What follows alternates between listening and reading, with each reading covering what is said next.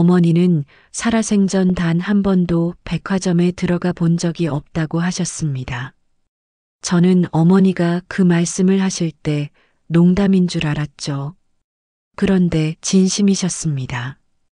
여든 평생을 사시면서 회전문 앞에 서본 적도, 에스컬레이터를 타본 적도, 화장품 코너의 향기를 맡아본 적도 없으셨다는 겁니다. 믿기지 않았지만 어머니 눈빛은 거짓말을 하지 않고 있었습니다. 어머니의 옷장을 열면 늘 같은 풍경이 나왔습니다. 고무줄 바지 2벌, 낡은 면 블라우스 서너 장, 그리고 외출복이라 부르기 민망한 회색 원피스 1벌이 전부였죠. 그 원피스는 제가 초등학교 입학할 때도, 중학교 졸업식 때도, 제 결혼식 날에도 똑같이 걸려 있었습니다. 천은 빛이 발에 있었고, 소매 끝은 실밥이 풀려 있었으며, 허리선은 오래전에 사라져버린 옷이었습니다. 제 결혼식 날이었습니다. 저는 어머니가 평소와 다른 옷을 입고 오시길 바랐지만 어머니는 역시나 그 회색 원피스를 입고 오셨죠. 신부 대기실에서 드레스를 입은 저를 보시던 어머니의 눈빛이 이상했습니다. 부러움도 아니고 기쁨도 아닌 뭔가 먼 곳을 바라보는 듯한 눈빛이었습니다. 어머니는 제 드레스 자락을 조심스럽게 만지시더니 참 곱다고, 참 예쁘다고 작게 중얼거리셨습니다. 그때 저는 왜인지 모르게 가슴 한쪽이 무거워지는 걸 느꼈습니다. 결혼 후 첫 명절에 친정집을 정리하다가 낡은 앨범 하나를 발견했습니다. 먼지를 털어내고 페이지를 넘기는데 이상한 점을 발견했죠.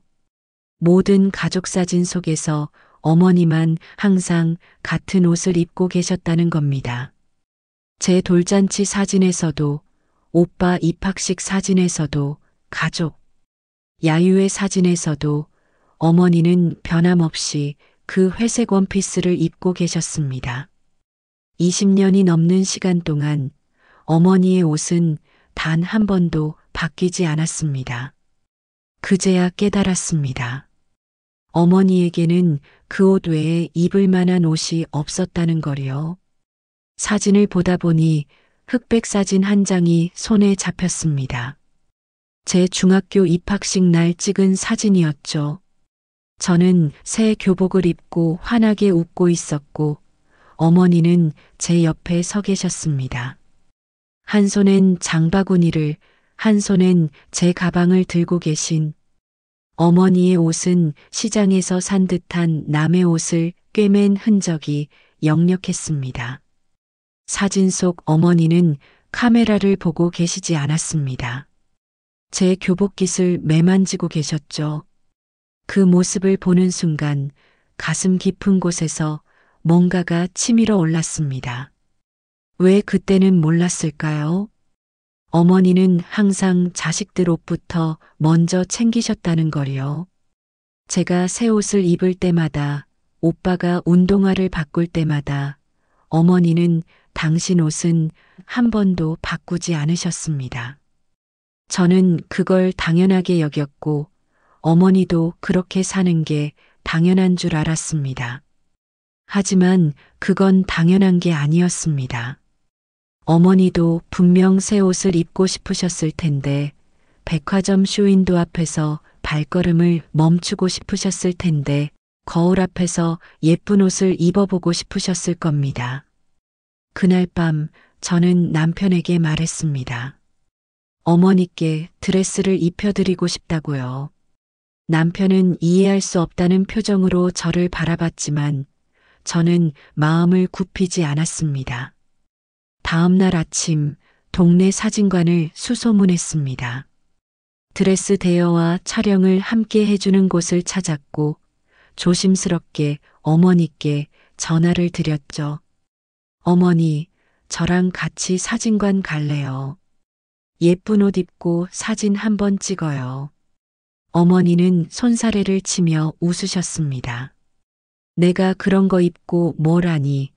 이 나이에 무슨 사진을 찍니? 괜한 돈 쓰지 말라고 하셨죠. 하지만 저는 어머니의 목소리 끝에서 작은 떨림을 느꼈습니다. 거절하시면서도 조금은 기대하고 계신다는 걸 알 수 있었습니다. 일주일 후 저는 어머니를 모시고 사진관에 갔습니다. 드레스숍 문을 열고 들어서는 순간 어머니는 멈춰 서셨습니다. 형형색색의 드레스들이 걸려있는 진열장 앞에서 어머니는 마치 다른 세상에 온 것처럼 두리번거리셨죠. 손끝으로 드레스 자락을 조심스럽게 만지시는 모습이 마치 깨질까봐 조심하는 것처럼 보였습니다.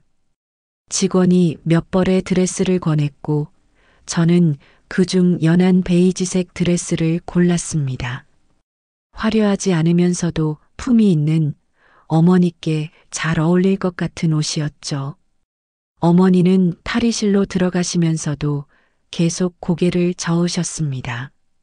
괜찮다고 이런 거 안 해도 된다고 하셨지만 저는 어머니를 부드럽게 밀어 넣었습니다. 한참을 기다렸습니다. 옆 탈의실에선 젊은 여자들이 웃으며 나오는데 어머니가 계신 탈의실은 조용했습니다. 저는 불안해지기 시작했죠. 혹시 옷이 맞지 않으신 건 아닐까? 불편하신 건 아닐까? 억지로 모셔온 게 실수는 아니었을까 하는 생각들이 머릿속을 스쳤습니다. 그때 탈의실 문이 천천히 열렸습니다. 어머니가 나오셨습니다. 베이지색 드레스를 입으신 어머니는 제가 평생 본 적 없는 모습이셨습니다. 구부정하던 어깨가 조금 펴져 있었고 항상 앞치마 주머니에 넣고 다니시던 손이 어색하게 옆으로 내려와 있었습니다. 어머니는 거울을 보지 못하고 바닥만 내려다보고 계셨죠.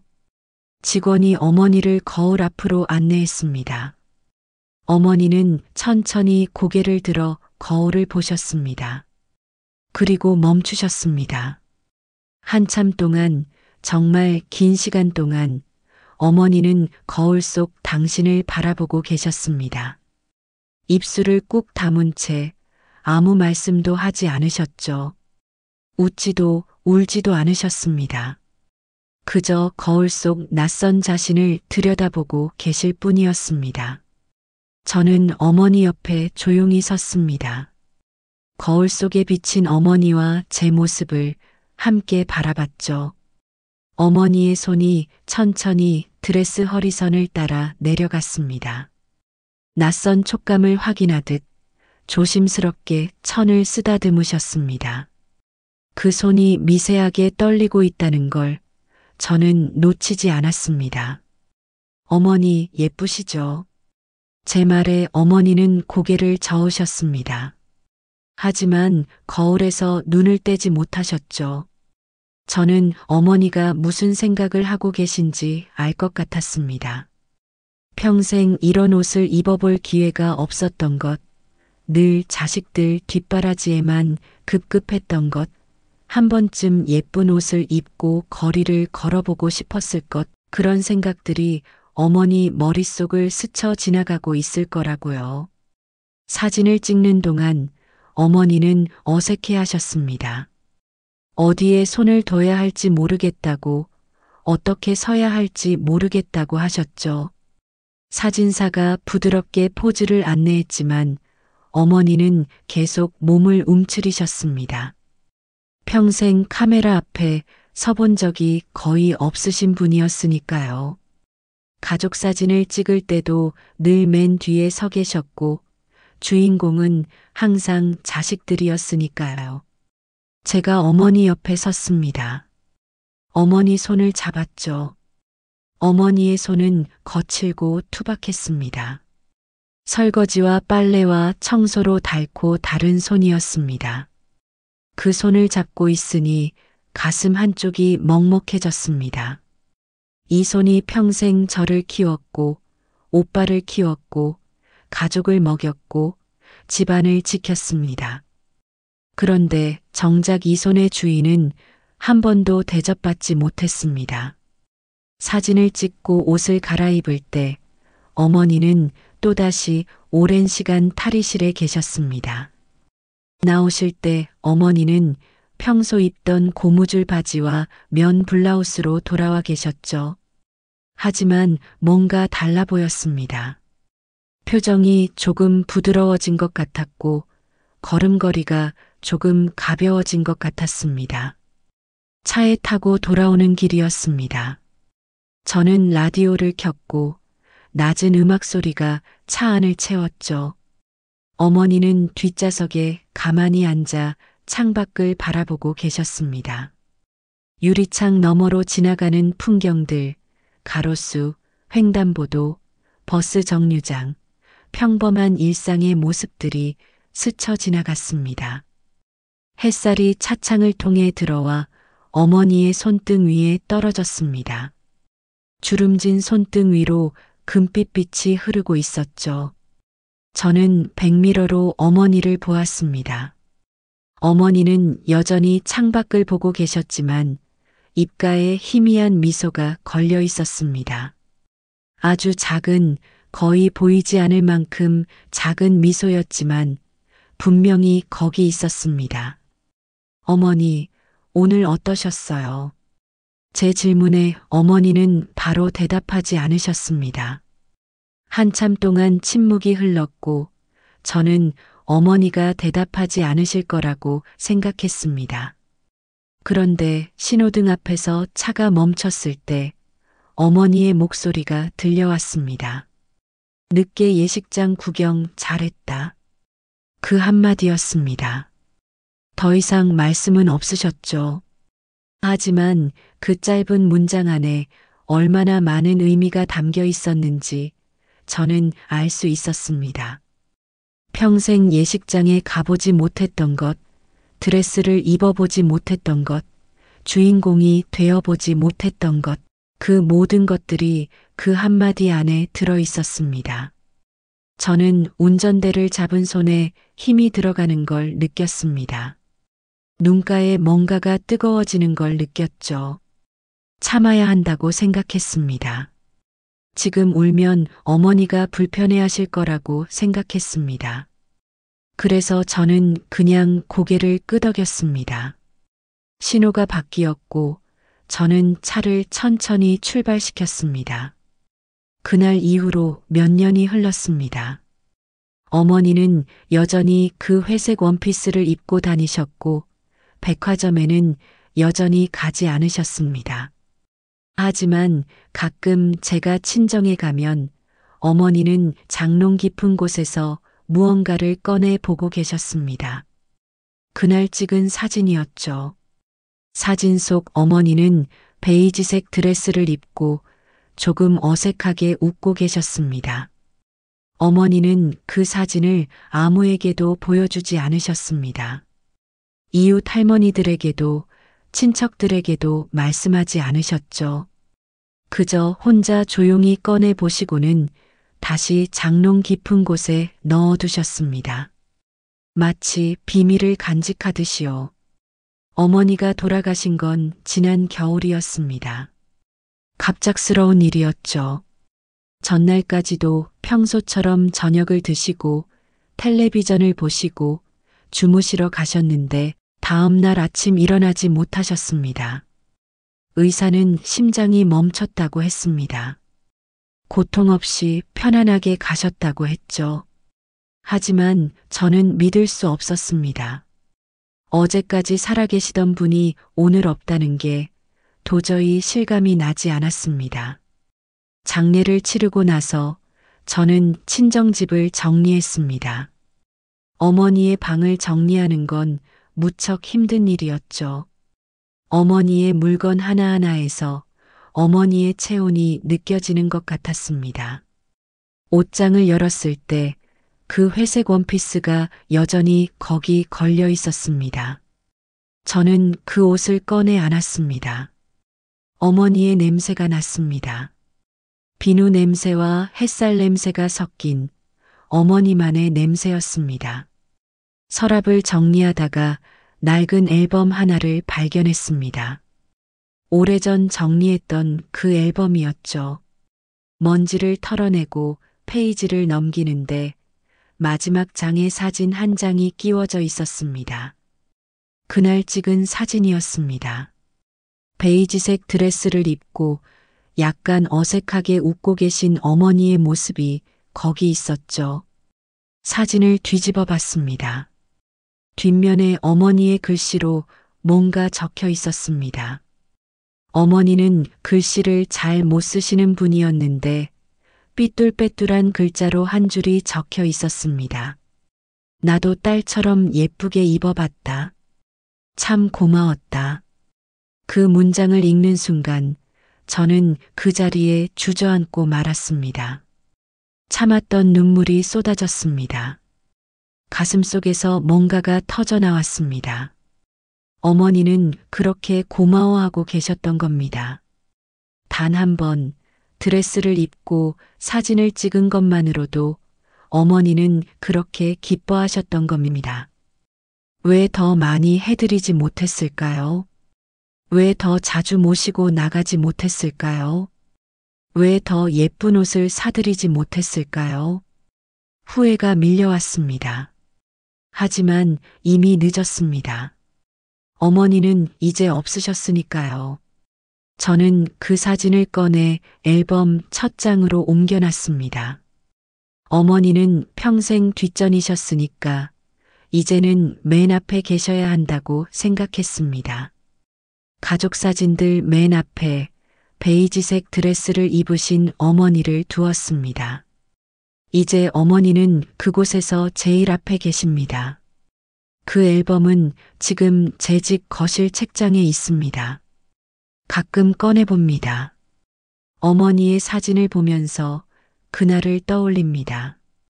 사진관에서의 어색했던 시간들, 거울 앞에 한참 서 계시던 어머니의 모습, 차 안에서 창밖을 보시던 어머니의 옆모습, 그 모든 순간들이 생생하게 떠오릅니다. 아이들이 물어봅니다. 이 사진 속 할머니가 누구냐고요? 저는 대답합니다. 너희 외할머니시라고. 참 예쁘시지 않냐고요. 아이들은 고개를 끄덕이며 할머니가 공주님 같다고 말합니다. 저는 그 말을 들으며 웃습니다. 그렇다고 할머니는 공주님이셨다고 말해줍니다. 하지만 속으로는 알고 있습니다. 어머니는 공주님이 아니셨다는 걸요. 어머니는 평생 누군가의 뒷바라지를 하며 사셨고 당신은 늘 뒷전이셨던 분이라는 걸요. 단 한 번, 딱 한 번 드레스를 입고 주인공이 되어 보셨던 것 뿐이라는 걸요. 지금도 가끔 백화점을 지나가다가 드레스 매장을 봅니다. 쇼윈도에 걸린 예쁜 옷들을 보면 어머니 생각이 납니다. 어머니도 저렇게 예쁜 옷을 입고 싶으셨을 텐데 한 번쯤 백화점을 구경하고 싶으셨을 텐데 회전문을 돌며 들어가 보고 싶으셨을 텐데 하는 생각이 듭니다. 그럴 때마다 저는 마음속으로 어머니께 말합니다. 어머니, 다음 생에는 꼭 예쁜 옷 많이 입고 사세요. 백화점도 자주 가시고 드레스도 많이 입어보시고 주인공이 되어 사세요. 뒷바라지는 그만하시고 이번엔 어머니가 대접받으며 사세요. 하지만 어머니는 아마 다음 생에도 똑같이 사실 겁니다. 또 누군가의 뒷바라지를 하며 당신은 뒷전으로 미루며 낡은 옷을 입고 사실 겁니다. 그게 어머니의 방식이었으니까요. 그게 어머니가 사랑하는 방식이었으니까요. 저도 이제 엄마가 되었습니다. 딸이 하나 있죠. 가끔 제 옷장을 봅니다. 예전처럼 옷이 많지 않습니다. 아이 옷을 사는데 돈을 쓰고 제 옷은 미루게 됩니다. 낡은 옷을 입고 아이를 키우는 제 모습에서 어머니의 모습이 보입니다. 그럴 때마다 다짐합니다. 저는 어머니처럼 살지 않겠다고요. 가끔은 제 옷도 사고, 가끔은 제가 예쁘게 꾸미고, 가끔은 제가 주인공이 되어보겠다고요. 그래야 나중에 제 딸이 후회하지 않을 테니까요. 그래야 제 딸이 죄책감을 느끼지 않을 테니까요. 하지만 그게 쉽지 않다는 것도 압니다. 엄마가 된다는 건 어쩔 수 없이 당신을 뒷전으로 미루는 일이라는 걸 이제는 알게 되었으니까요. 아이의 웃음이 당신의 옷보다 중요하고 아이의 배부름이 당신의 치장보다 소중하다는 걸 이제는 이해하게 되었으니까요. 어머니의 사진을 볼 때마다 생각합니다. 어머니는 행복하셨을까요? 평생 낡은 옷을 입고 백화점 한 번 못 가보고 주인공이 되어보지 못한 채 사신 어머니는 과연 행복하셨을까요? 아마도 어머니는 행복하셨을 겁니다. 당신만의 방식으로요.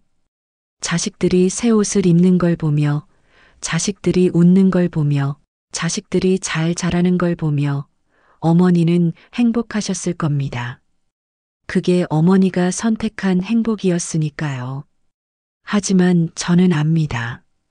그 행복 뒤에 얼마나 많은 것들을 포기하셨는지를요. 얼마나 많은 꿈들을 접으셨는지를요. 얼마나 많은 순간들을 참으셨는지를요. 그래서 더 미안하고, 더 고맙고, 더 그리운 겁니다. 베이지색 드레스를 입고 거울 앞에 서 계시던 어머니의 모습이 자꾸만 떠오릅니다. 말없이 거울을 바라보시던 그 긴 시간이 자꾸만 생각납니다. 그때 어머니는 무슨 생각을 하고 계셨을까요? 젊었을 때를 떠올리셨을까요? 아니면 이루지 못한 꿈을 떠올리셨을까요? 알 수 없습니다. 이제 어머니께 물어볼 수도 없습니다. 하지만 한 가지는 확실합니다. 그날 그 짧은 시간만큼은 어머니도 주인공이셨다는 것입니다. 요즘 제 딸이 거울 앞에 섭니다. 제 화장대 앞에 앉아서 립스틱을 만지작거리고 제 옷을 꺼내 입어보려고 합니다. 아직 6살밖에 안 된 아이가 벌써 예쁜 것에 관심이 많습니다. 그 모습을 보면 웃음이 나오면서도 한편으로는 어머니 생각이 납니다. 저도 어렸을 때 그랬을 겁니다. 어머니의 회색 원피스를 꺼내 입어보려 했을지도 모릅니다. 하지만 어머니에게는 제게 보여줄 만한 예쁜 옷이 없었습니다. 화장품도 없었고 장신구도 없었습니다. 어머니의 화장대에는 핸드크림 하나와 빗 하나가 전부였으니까요. 딸아이에게 제 옷을 입혀줍니다. 제 목걸이를 걸어주고 제 구두를 신겨줍니다. 아이는 거울 앞에서 빙글빙글 돌며 좋아합니다. 그 모습을 보며 저는 다짐합니다. 이 아이가 컸을 때 엄마의 옷장을 열면 예쁜 옷들이 있게 하겠다고요. 이 아이가 엄마를 떠올릴 때 낡은 옷만 입고 계시던 모습이 아니라 가끔은 예쁘게 꾸미고 계시던 모습도 기억하게 하겠다고요. 그게 어머니께 드릴 수 있는 마지막 선물일지도 모르겠습니다. 어머니가 못 이룬 것을 제가 이루는 것 말입니다. 어머니가 못 입어본 옷을 제가 입는 것 말입니다. 어머니가 못 가본 곳을 제가 가는 것 말입니다. 지난주에는 딸아이와 함께 백화점에 갔습니다. 회전문을 돌며 들어갈 때 손을 잡고 있던 딸의 손이 조금 떨렸습니다. 처음 와보는 곳이라 신기했나 봅니다. 에스컬레이터를 타고 올라가며 딸은 눈을 휘둥그렇게 뜨고 주변을 둘러봤습니다. 화장품 코너를 지날 때 향긋한 냄새가 났습니다. 딸이 물었습니다. 엄마, 여기는 뭐 하는 데야? 저는 대답했습니다. 예쁘게 꾸미는 물건들을 파는 곳이란다. 딸이 또 물었습니다. 할머니도 여기 와봤어. 저는 잠시 멈칫했다가 대답했습니다. 아니, 할머니는 못 와보셨어. 딸이 고개를 갸우뚱했습니다. 왜? 저는 뭐라 대답해야 할지 몰랐습니다. 그냥 할머니는 바쁘셨단다. 라고만 말했습니다. 하지만 속으로는 알고 있었습니다. 어머니는 바빠서가 아니라 그럴 여유가 없으셨던 거라는 걸요. 옷 매장에 들렀습니다. 딸아이 옷을 몇 벌 골랐고 제 옷도 한 벌 골랐습니다. 계산대 앞에서 잠시 망설였습니다. 제 옷을 빼야 하나 싶었습니다. 아이 옷만 사는 게 맞는 것 같았습니다. 그게 더 엄마답다는 생각이 들었으니까요. 하지만 계산했습니다. 제 옷도 함께요. 그래야 한다고 생각했습니다. 딸이 커서 엄마도 가끔은 새 옷을 샀었다고 기억하게 만들어야 한다고 생각했습니다. 그래야 이 아이가 나중에 죄책감을 느끼지 않을 테니까요. 집으로 돌아오는 길에 딸이 쇼핑백을 들고 신나 했습니다. 엄마, 오늘 재밌었어. 다음에 또 오자. 저는 고개를 끄덕이며 대답했습니다. 그래, 또 오자. 그러면서 속으로 생각했습니다. 어머니도 이런 말을 한 번쯤 들어보셨으면 좋았을 텐데 하고요. 밤에 딸을 재우고 나서 저는 거실에 앉아 있었습니다. 불을 끄고 어둠 속에 앉아 있으니 여러 생각이 들었습니다. 어머니는 이런 밤을 얼마나 보내셨을까요? 아이들 재우고 나서 혼자 조용히 앉아 계실 때 어머니는 무슨 생각을 하셨을까요? 장롱 속 회색 원피스를 보며 새 옷이 갖고 싶다는 생각을 하셨을까요? 거울을 보며 한 번쯤 예쁘게 꾸며보고 싶다는 생각을 하셨을까요? 아니면 그런 생각조차 사치라고 여기며 그냥 묵묵히 하루를 마무리하셨을까요? 알 수 없습니다. 어머니의 내면을 저는 결코 알 수 없습니다. 하지만 추측할 수는 있습니다. 어머니도 분명 꿈이 있으셨을 거라고요. 욕심이 있으셨을 거라고요. 하고 싶은 것들이 있으셨을 거라고요. 다만 그걸 표현하지 않으셨을 뿐이라고요. 어머니 세대는 그랬습니다. 당신의 꿈보다 가족이 먼저였고 당신의 행복보다 자식이 우선이었습니다. 그게 미덕이라고 배웠고 그렇게 사는 게 당연하다고 여겼습니다. 희생을 희생이라 부르지 않았고 포기를 포기라 생각하지 않았습니다. 하지만 이제는 압니다. 그게 얼마나 힘든 일이었는지를요. 당신을 지우며 사는 게 얼마나 외로운 일인지를요. 아무도 알아주지 않는 희생을 계속하는 게 얼마나 쓸쓸한 일인지를요. 그래서 저는 딸에게 다르게 가르치고 싶습니다. 엄마가 된다는 건 당신을 지우는 게 아니라고요. 엄마도 한 사람이고, 엄마도 꿈이 있고, 엄마도 예쁜 걸 좋아할 수 있다고요.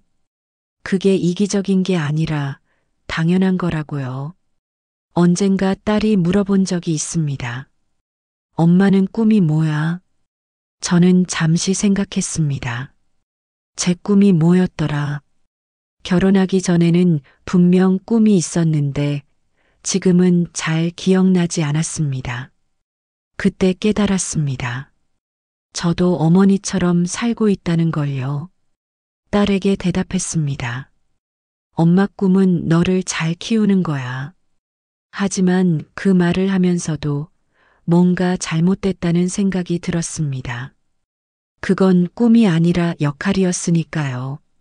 저는 엄마이기 전에 한 사람이었는데 언제부터인가 엄마라는 역할만 남아버린 것 같았습니다. 그래서 다시 말했습니다. 엄마는 너를 키우면서 엄마 자신도 계속 꿈을 꾸고 싶어? 엄마도 하고 싶은 게 많아. 딸이 물었습니다. 뭐가 하고 싶은데? 저는 생각했습니다. 뭐가 하고 싶었더라. 책을 쓰고 싶었던 것 같기도 하고, 여행을 가고 싶었던 것 같기도 하고, 그림을 그리고 싶었던 것 같기도 합니다. 하지만 확실하지 않았습니다. 너무 오래 묻어두었더니 기억조차 희미해진 것 같았습니다. 그때 깨달았습니다. 제가 어머니의 삶을 반복하고 있다는 걸요. 어머니처럼 당신을 뒤로 미루며, 어머니처럼 꿈을 접으며, 어머니처럼 살고 있다는 걸요. 그래서 더욱 어머니가 이해됐습니다. 그리고 더욱 어머니가 안타까웠습니다. 딸에게 말했습니다. 엄마는 앞으로 엄마의 꿈도 찾아볼 거야. 너를 키우면서 말이야. 그게 너한테도 좋은 거야. 엄마가 행복해야 너도 행복하니까. 딸은 잘 이해하지 못하는 표정이었지만 고개를 끄덕였습니다. 그날 밤 저는 오랜만에 일기를 썼습니다. 어머니 이야기를 썼습니다. 베이지색 드레스를 입으셨던 날을 썼습니다. 거울 앞에서 한참을 서 계시던 어머니의 모습을 썼습니다. 글을 쓰는 동안 눈물이 계속 흘렀습니다. 어머니, 저는 이제 엄마가 되어 조금은 알 것 같습니다. 어머니가 얼마나 많은 걸 포기하며 사셨는지를요. 어머니가 얼마나 외로우셨을지를요. 하지만 그 외로움을 표현하지 않으셨다는 것도 압니다. 그게 어머니의 사랑이었으니까요. 하지만 어머니, 저는 다르게 살아보려 합니다. 어머니의 사랑을 기억하면서도 저는 저를 잃지 않으려 합니다. 엄마이면서도 저 자신이고 싶습니다. 그게 제 딸에게 물려줄 수 있는 최고의 유산이라고 믿으니까요. 앨범을 다시 꺼냈습니다. 첫 장에 있는 어머니의 사진을 보았습니다. 베이지색 드레스를 입으신 어머니는 그날만큼은 정말 주인공처럼 보였습니다. 비록 짧은 시간이었지만 어머니도 당신만의 무대에 서셨던 겁니다. 저는 그 사진을 조심스럽게 만졌습니다. 어머니의 얼굴을, 어머니의 미소를, 어머니의 손을 쓰다듬었습니다. 그러면서 약속했습니다. 어머니, 저는 제 딸에게 더 많은 무대를 만들어 주겠습니다. 제 딸이 주인공이 되는 순간들을 많이 만들어 주겠습니다. 그리고 저 자신에게도 그런 순간들을 허락하겠습니다. 창밖을 보니 달이 떠 있었습니다. 둥근 달이 조용히 밤하늘에 떠 있었죠. 어머니도 저 달을 보셨을까요? 밤마다 창밖을 보시며 당신의 꿈을 떠올리셨을까요? 아니면 이미 꿈을 접으시고 그저 내일을 준비하셨을까요? 어머니의 마음을 저는 결코 다 알 수 없을 겁니다. 하지만 한 가지는 확실합니다. 어머니는 저를 사랑하셨고 그 사랑의 방식이 희생이었다는 것입니다. 그리고 그 희생 덕분에 제가 여기 있다는 것입니다. 이제 제가 해야 할 일은 그 사랑에 보답하는 겁니다. 어머니가 이루지 못한 꿈을 제가 이루는 것으로요. 어머니가 못 가본 길을 제가 가는 것으로요. 어머니가 못 입어본 옷을 제가 입는 것으로요. 그리고 무엇보다 제 딸에게 다른 방식의 사랑을 보여주는 것으로요. 앨범을 덮으며 마지막으로 한 번 더 어머니 사진을 봤습니다. 어머니, 이번엔 제가 주인공이 되어 보겠습니다. 어머니가 못 누려본 것들을 제가 누려보겠습니다. 그게 어머니께 드릴 수 있는 가장 좋은 선물이라고 믿습니다. 거실 불을 끄고 방으로 들어가며 마지막으로 어머니께 말했습니다. 어머니 사랑합니다. 그리고 고맙습니다. 어머니가 평생 입으셨던 그 낡은 옷처럼 어머니의 사랑도 낡지 않고 제 마음속에 남아 있습니다. 그 사랑을 기억하며 저도 제 방식대로 살아가겠습니다.